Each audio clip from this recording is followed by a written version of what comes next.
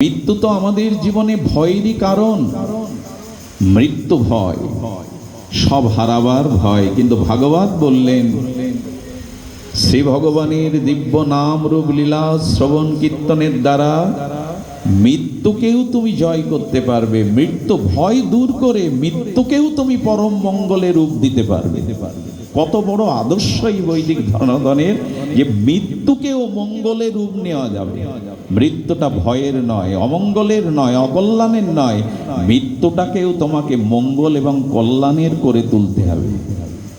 সেটি কেমন করে?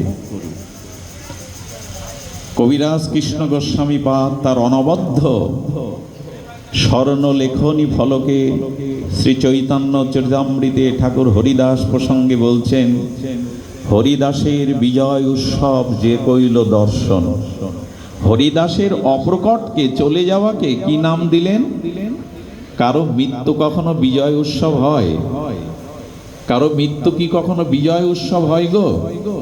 কিন্তু যদি ভাগবত ধর্ম হতে, হরিনাম ধর্ম হতে, মহৎ কৃপা হতে মৃত্যু যে মঙ্গলময়, মৃত্যু যে কল্যাণময়, এটি যদি জেনে যেতে পারো, তবে তোমার মৃত্যু শোকের হবে না, বিরহের হবে না, বিজয় উৎসব হবে।